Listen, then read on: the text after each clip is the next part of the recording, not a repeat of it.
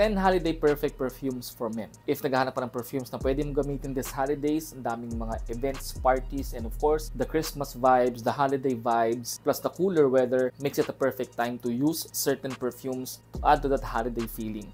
These fragrances generally have certain warmth or maybe sweetness or spices that adds to that holiday feeling. But before we start, gusto ko lang mag-thank you to all who purchased my perfume Masquerade. Okay, this is sold out for only overnight actually. And sorry kung na-sold out siya kaagad, hindi ko in-expect na mabilis siyang mabuubos. I wasn't expecting na ma-sold out siya overnight. Kaya ganun lang yung quantity nilabas ko. But I'm restocking as we speak. Hopefully before the week ends, hopefully makapag-restock na tayo na mas marami pa. Because so far yung feedback with Masquerade are really good. And with that, mas nag-excited ako for everyone to try it. So stay tuned for the announcement ng restocking on my social media accounts. This is in no particular order, starting off with Replica by the Fireplace from Maison Martin Margiela. This has been my top fragrance for Christmas, for holidays, because of, this scent is just perfect for Christmas. Of course, you can use it anytime, but sobrang holiday feeling talaga, sobrang Christmas feeling talaga kasi yung makukuha mong woods and chestnuts, especially chestnuts. If you notice, marami ng mga nagbebenta ng chestnuts sa mall ngayon because it's the season of chestnuts, parang ganyan. So, it's nutty, it's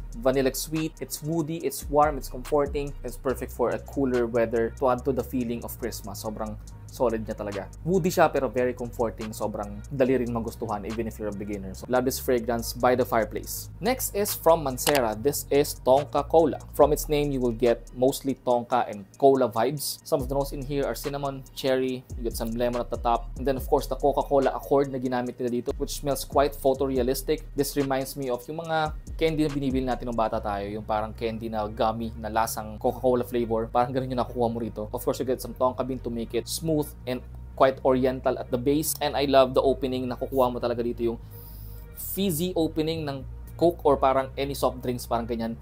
It opens fizzy, effervescent, warm, spicy, cinnamon, cherry, and then definitely the cola vibes talaga dito. Definitely reminds me of holiday. Sobrang parang perfect holiday fragrance siya for me. It's warm, it's sweet, it's a bit spicy, and again, smells like cola. It's quite new from Manera. Performance is amazing. Love this new release from Manera, Tonka Cola. Next is from Azzaro, The Most Wanted. One of my favorite scents from the Wanted line. I think this is the perfect balance for me personally because it's not super spicy. The cardamom in here is just aromatic spicy. The toffee nut note yung nagbibigay ng parang edible feeling. Kung papansin nyo sa Starbucks, yung toffee nut parang frap nila is a seasonal drink. Normally pag Christmas lang talaga yung nalabas. I don't know, there's something to the toffee nut or toffee nutty scent or taste na talagang madalas pang holiday season siya. So although versatile naman to, but I think it's a great option for holiday season. It's sweet, it's warm, it's a bit spicy. So that's Azzaro, The Most Wanted. Next is Paco Rabanne Victory. You get some pink pepper, vanilla tonka bean, and amber. So it's also a sweet scent. Of course, it's from Paco Rabanne, so it's definitely a sweet scent. But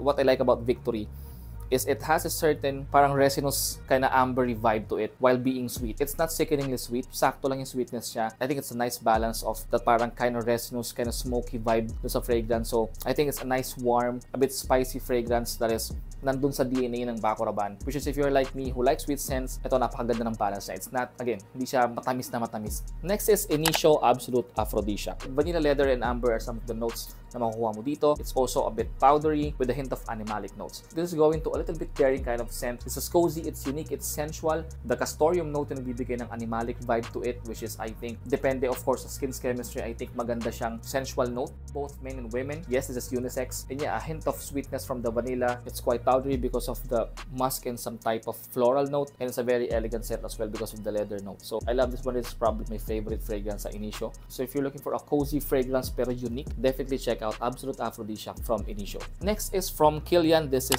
Angel Share, which is probably one of the best scents for holiday season. This is boozy, warm and spicy, sweet and woody fragrance. You get some notes of cognac, cinnamon, praline, vanilla, tonka bean, oak, and sandalwood. So it's a mix of woodiness with some touch of cozy, vanilla, sweetness, kind of gourmand. So actually, to me, it's konting-konti gourmand fragrance na talaga siya. But with added character because of the booziness of the cognac note. Perfectly fits siya sa bottle niya because para siyang bote ng whiskey or, lagay ng alak pag umiinom. To me, I imagine a cozy couch, a cozy setup sa living room at night after a long tiring day. Habang nagpapaantok ka, you're sipping maybe vodka, whiskey, rum, whatever kind of alcohol na iniinom mo. Something like that. Although you can wear it anytime, but I think it's a perfect fragrance for the holiday season as well. Next is Nishan Annie. Nishan Annie is a warm, spicy, vanilla-focused, slightly woody and citrusy fragrance. You get some notes of ginger, bergamot, cardamom, blackcurrant, vanilla, benzoin, and sandalwood. So it's like 50 to 60% vanilla fragrance, and then the rest is helping the vanilla to shine. You get some bright and aromatic spices from the ginger and the cardamom. The blackcurrant is giving off that kind of sweet fragrance to it, pero hindi pa rin siya parang fruity sweet. Still, the vanilla is the one giving off that sweet vibe. And the unique thing about this na napansin ko is vanilla scent siya, pero it's quite resinous because of the benzoin. Sobrang nice. I think it's, of course, pwede mo to gamitin anytime. Kung gusto mong yakapin ka nung parang sweet, warm vanilla fragrance ngayong holiday season, I think this is one of your best bet, Nishan Annie. Next is Stronger With You, the regular OG Stronger With You. Well, of course, pwede mo pa rin naman gamitin si Intensely or Absolutely. Kahit alin sa mga to pwede mo gamitin. But I think for our weather sa Philippines, I think mas appropriate yung OG. It's less spicy than the Intensely. Hindi rin ganun ka-heavy ang vanilla. I think it's just a nice, warm, ambery, little bit sweet fragrance with a very masculine touch. Pero hindi sobrang tapang. Alam mo yun, saktong-sakto lang siya. At first, Intensely talaga yung parang choice ko sa tatlo. But lately, parang mas nagugustuhan ko na yung OG or regular Stronger With You.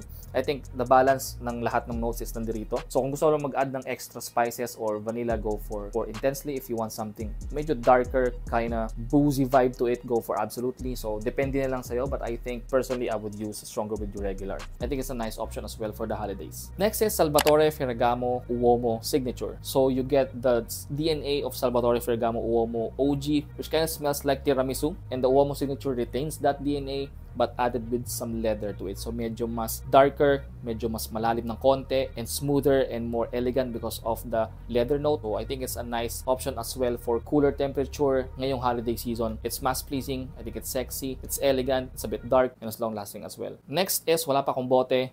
This is Gris Charnel EDP. Ito yung decant na ginamit ko when I did a review of Symmetry Lab Shades of Grey, which is gonna be our last fragrance for this video. Of course, Gris Charnel has this certain uniqueness to it. It's cozy, it's warm, it's comforting. You get some notes of fig, cardamom, black tea, aromatic, sweet, kind of relaxing vibe to it. It is also a bit powdery because of the iris note, and a soft woody base na almost hindi masyadong halata because it's very well blended with other notes, which is from the sandalwood. So sobrang bango nito. I accidentally actually discovered this fragrance because because of my review with Symmetry Lab Shades of Grey, which I think is sobrang sufficient, inspired or alternative or clone. I think it's a clone level copy of the BDK Gris Charnel EDP. I prefer the EDP. Meron akong straight, but I think EDP is for me mas okay. So if you have Gris Charnel original, definitely use that ngayong holiday season. If not, just like me, medyo nahirapan ako kumuha, totally fine with Shades of Grey ng Symmetry Lab. It's sobrang lapit. Opening is about 70%.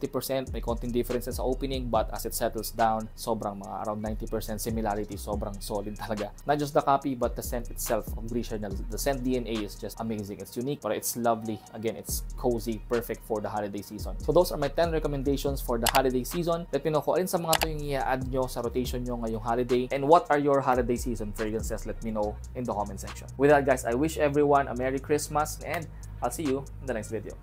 Peace.